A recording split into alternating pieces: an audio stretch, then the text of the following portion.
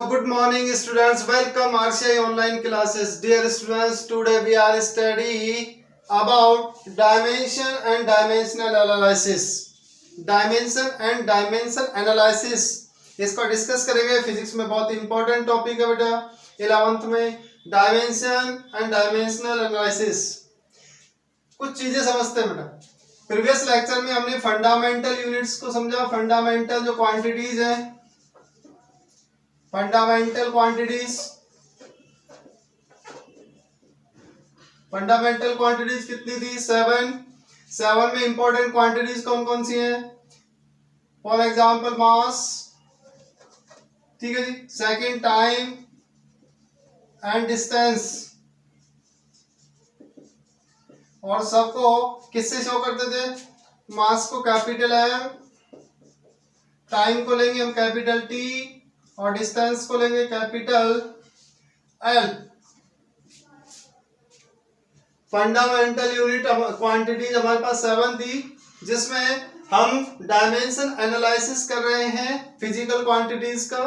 तो बेटा ध्यान रखना है, डायमेंशनल एनालिसिस में सबसे इंपॉर्टेंट है कि जो फंडामेंटल क्वांटिटी है, जिसमें मास हो गया, टाइम हो गया, डिस्टेंस, ठीक है.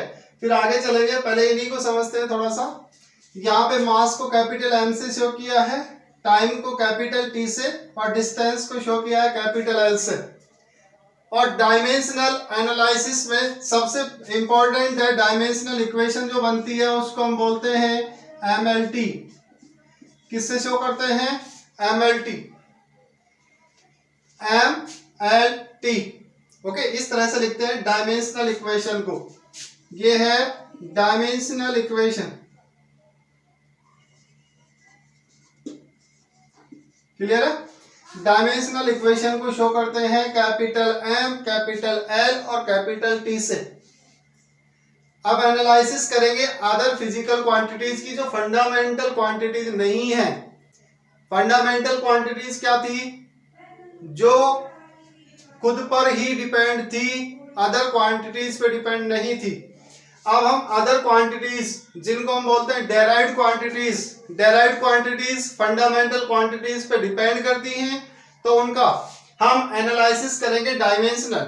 डायमेंशनल एनालिसिस में सबसे इंपॉर्टेंट है मास, लेंथ एंड टाइम, जिसको शो करते हैं एमएलटी. ठीक है, इन पर पावर्स लगा के शो करते हैं, तो ये बन जाता है आपके पास डायमेंशनल इक्वेशन. कैसे, इस बात को समझते हैं. फर्स्ट एक क्वांटिटी ले लेते हैं हम. First quantity area. एरिया, और एरिया का फॉर्मूला क्या बेटा? एरिया का फॉर्मूला है आपके पास, बोलिए, लेंथ इनटू ब्रेड्थ. बोलो नहीं क्या? Length into breadth. लेंथ भी डिस्टेंस है बेटा, ठीक है. और डिस्टेंस को शो किससे कर रहे हैं हम? कैपिटल एल से. So capital L into breadth. Breadth को किससे शो कर रहे हैं? ब्रेड्थ भी डिस्टेंस है, वही कैपिटल एल. तो आपके पास आ जाएगा कैपिटल एल स्क्वायर. क्लियर है?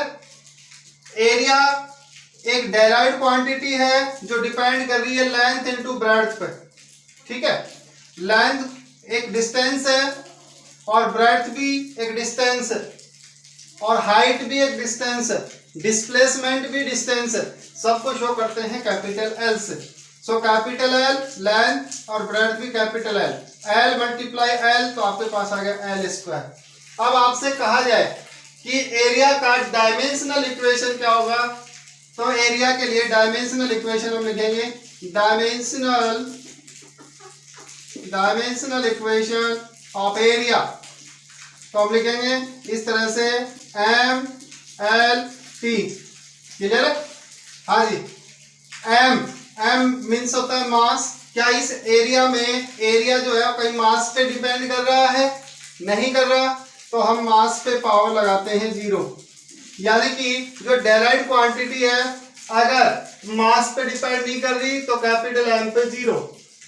टाइम पे डिपेंड कर रही है अगर एरिया, टाइम पे डिपेंड नहीं कर रहा है तो टी 0.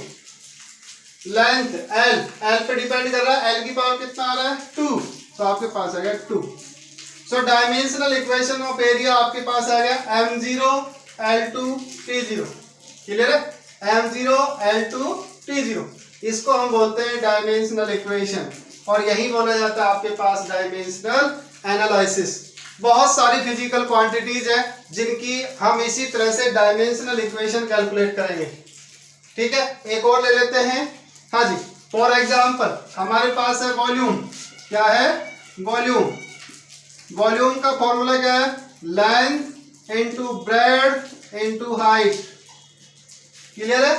अब इसकी डायमेंशनल इक्वेशन हमें बनानी है, तो पहले तो लेंथ के लिए बताओ। लेंथ के लिए भी कैपिटल एल, ब्रेड्थ के लिए भी कैपिटल एल, और हाइट के लिए भी कैपिटल एल। क्लियर है? तो हमारे पास आ जाएगा यहां से एल क्यूब।